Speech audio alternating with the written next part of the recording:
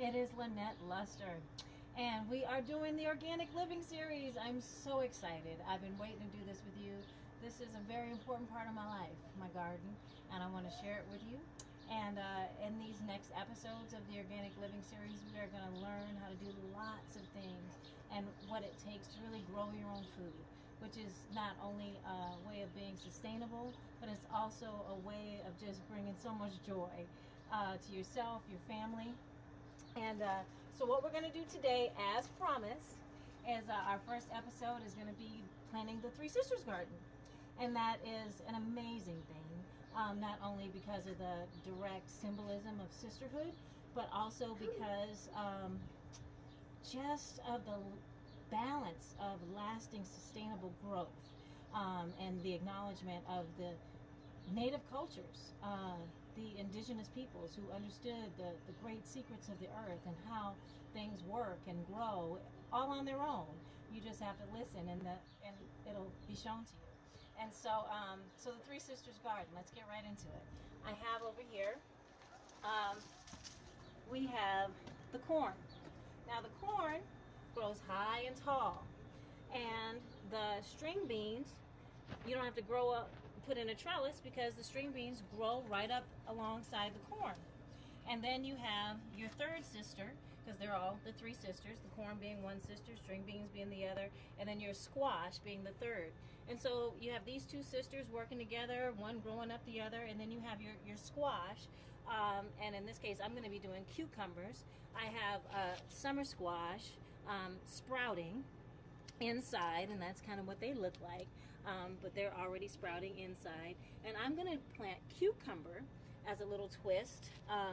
Cucumber is part of the squash family, and that third sister does the all-important role of protecting the earth. The squash family vegetables, they grow low to the ground, so they provide that shade and cover and ground cover over the earth, keeping the soil cool, keeping the soil moist, and adding nutrients to the soil. And speaking of soil, that is the all-important thing, is your soil. Your plants are only as good as the soil you put them in. And Edna's Best is the best. It might cost a few dollars more than the other stuff at the warehouse stores, but it is well worth it. It's all organic. It has all the important things in it that you need, namely the mycorrhizal fungi. These are those good bacteria, the probiotics of the soil, as it were, that help the nutrient uptake organically from the root system. You got your earthworm castings, your kelp meal, your bat guano, feather meal, and also it also has a wetting agent in it. All of these are from organic sources and just help the plant not only to be able to have great nutrient uptake, but also for it to be more disease resistant. And you won't have to feed and use all of those other, fertilizers and foods and everything, because there's enough nutrients in the Edna's Best organically to sustain your plants for an entire season of growth. So you actually save money. And then where are we going to put it? We're going to put it in here. So, like you said, I am an urban gardener.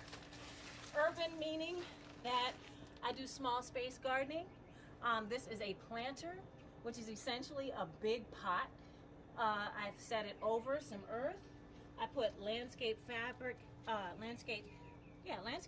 underneath to keep the weeds from growing up. I always recommend that people make planters, build planters, have some kind of above ground system. It helps with not only pest control, but critter control and weeds. And it is a controlled environment, so you can put the exact kind of soil you want in here. So you already know what's going to be given to your plants. So we're just going to dump this in here, like so. Very simple, right? One bag down. You just spread it in there.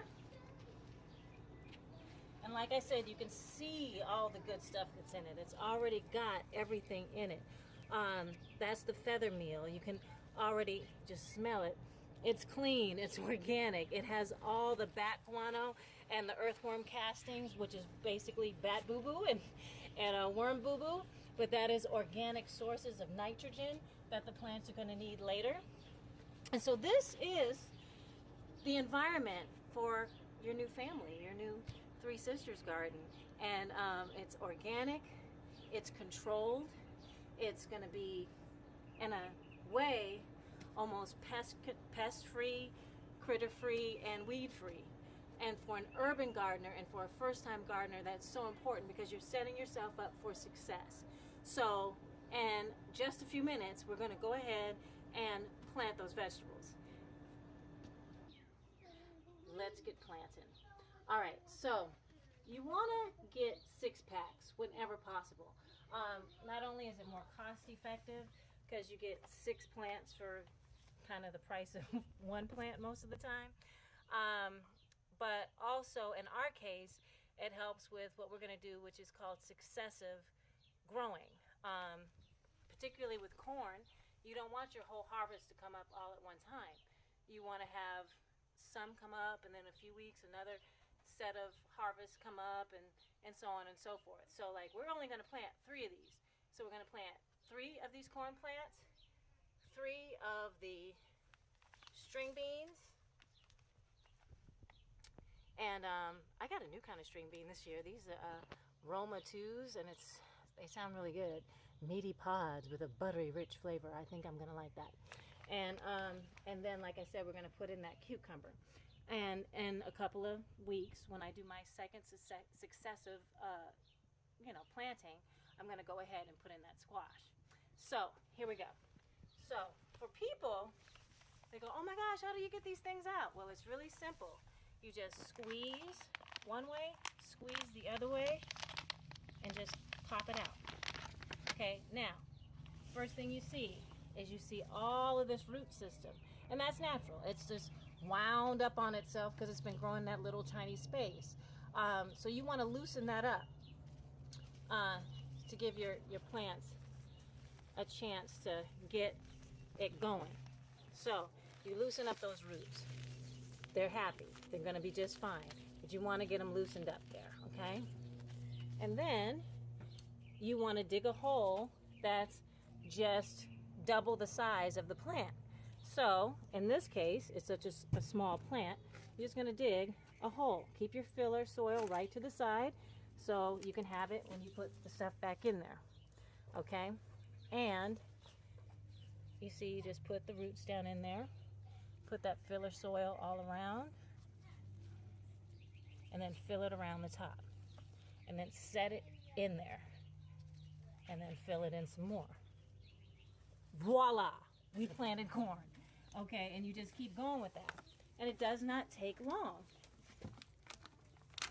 You got your third one, your second one. Same thing, loosen those roots.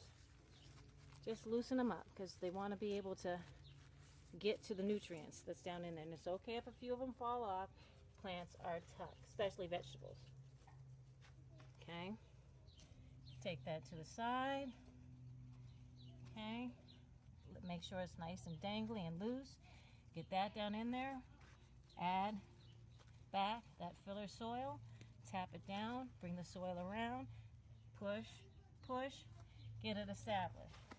Okay, and you can see you're usually going to do 6 to 8 inches apart with all vegetables, okay, so that they're not crowded and they don't have to compete for nutrients too bad. And then the third one.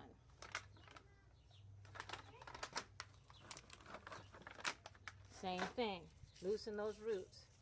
Just get up in there and just loosen them up, let them hang, so that when they get in the soil, the roots aren't going into the plant to look for nutrients. They're going down into this really great Edna's Best soil that you bought. Go on down in there. Let them hang. Put it down there. Fill it in.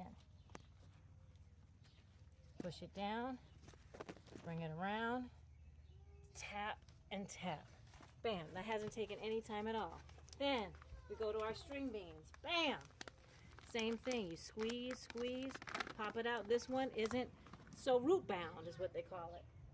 So that makes it a little simpler. And because we're going to want the string beans to grow right up the corn, we're going to kind of put it a little closer and put it at 4 inches. And they're so tiny, they don't need that much space. Okay, and we just put it in there, pop it in. It takes no time at all. Bam. Number 2. These are so small, I can do it with my hand. So you just bam, put it in there. Boom. Third one. I already have an irrigation system in place, but you'll find out later. I like to water my plants by hand. And we'll talk about that in another episode. Third one. This one is a little root bound, so I am going to loosen up these roots some. Just loosen it up, let them hang, stick it down in there, and fill it in. Bam, we got 2 sisters down already. All right, now for the cucumbers.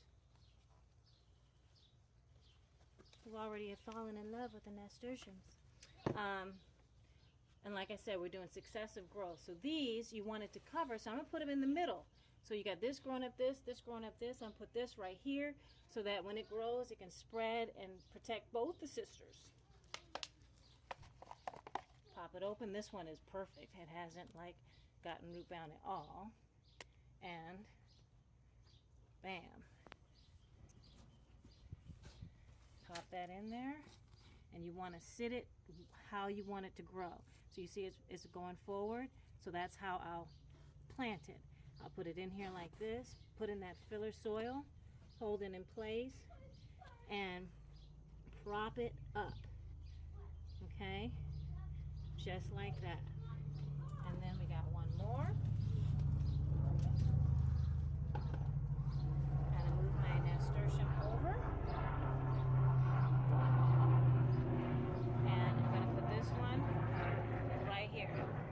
These are Persian cucumbers, by the way, my favorite. You know, the ones I get at Trader Joe's and stuff, the little cute crunchy ones. And again, you just pop that out. This one's not that root bound. Loosen up those roots. Put it in there. Just pop her in. Okay? We have just that fast planted a 3 sisters garden with enough time for me to tell you about one more thing, which is the importance of growing edible flowers and having flowers in your garden to attract the pollinators. The pollinators are the bees, and in some cases even the moths. I just took these out of my front yard and lifted them, and I'm transplanting them to my backyard. And so I'm going to put one here.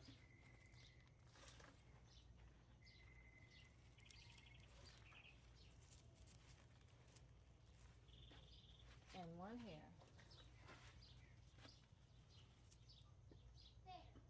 Yeah, right there. Because they spread. Lift that up. Bring it in there.